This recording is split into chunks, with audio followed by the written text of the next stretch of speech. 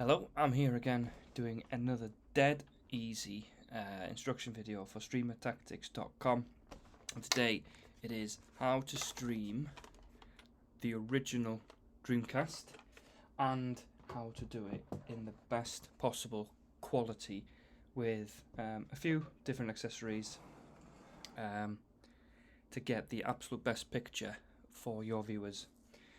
So the Dreamcast is one of my favourite consoles ever. I think it was way ahead of its time back in 1998, 1999, especially in the output going to 480p, which is why the quality of the video when you play Dreamcast appears so high, and in a lot of cases better than its biggest rival, the PS2 at the time. It is actually quite easy to stream retro consoles with really good quality on the Twitch or whatever streaming services that you do use side of it, but you do need to get some extra equipment, and it is highly recommended to get the best equipment when you do gather it all together. So this video is going to cover what equipment you need, why it does what it is. Then I'll show a couple of things on the OBS side of it, of what does the output then look like, and I'll also show you the setup, because obviously when you stream a retro console, there is a TV or a monitor that you're actually looking at and playing, and then there's the feed that the users will be seeing, and they are two separate, so you can see the quality of what I'll be playing or what you'll be playing, as well as the quality of what they'll be watching as well. I do have a couple of games to showcase, but it's more about how, if you do have a Dreamcast at home and you think about getting a Dreamcast, what is it that you need to get? What do I recommend? And why do you need to get it for the best possible picture? So first I'm going to go through all the individual bits that I've got to get the original Dreamcast onto a monitor and into a streaming computer at the same time. I'll show you a quick video of them all, messily around my desk. Then I'll plug it all together. Then I'll show you the OBS side. Right, well, pardon the mess, but this is everything that you need, including the streaming computer, which has the iMovie of me making this video right on it. Starting from the beginning, you will obviously need a Dreamcast. Mine is as a PAL Dreamcast because I'm in a PAL region. For the output, you will need either a VGA, which is one of these, that has the audio splitters like this as the output. You can use component cables, but I prefer VGA because I think they're the best ones available for the Dreamcast. And you'll need a splitter like this. The VGA goes into a converter or an upscaler.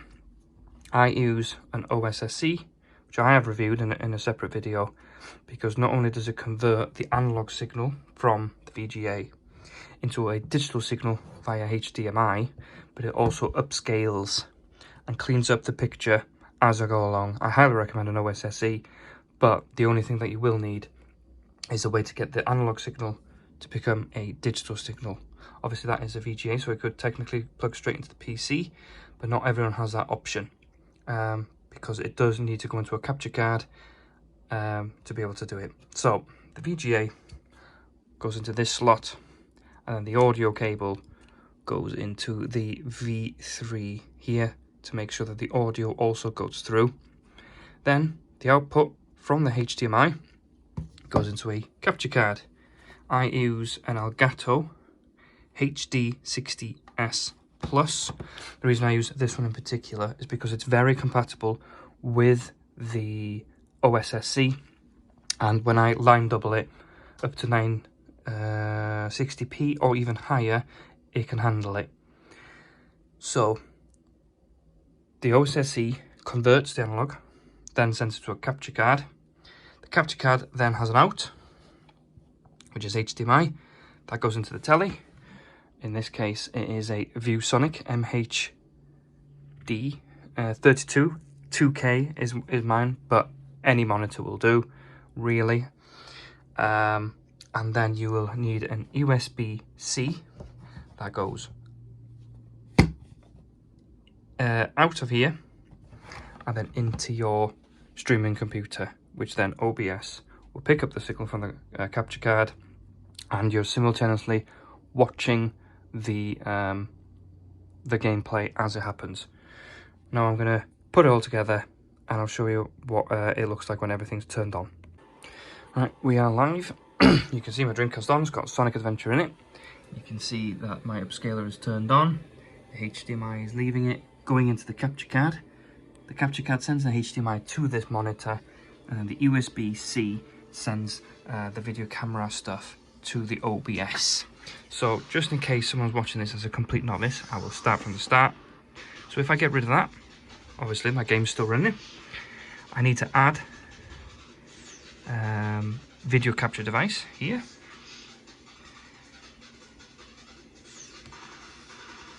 It's already been done, and then it pulls it in. Now the canvas, or rather the quality that will end up being streaming, is set in output in OBS. Sorry, not output video. So the canvas resolution you can see there is 190 times 1080, which is HD at 60 frames per second, which is what VGA on Dreamcast PAL does. But you can see that this screen is quite big, but it's not HD. That's only because, and you can see from this tiny little screen here, this is the output quality. 525p, and it's line doubled, so it's nearly HD, but it's still technically a 480p signal.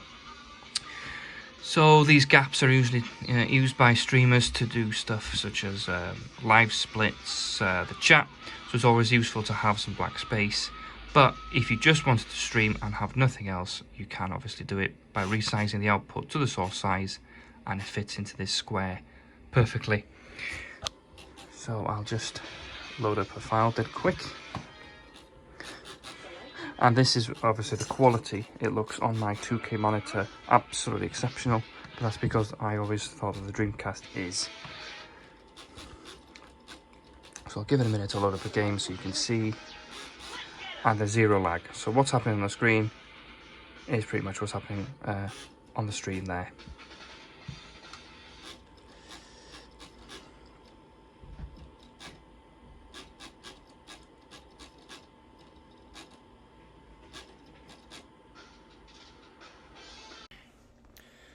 So now you're looking at what the viewer would end up seeing if you streamed in a similar setup to this.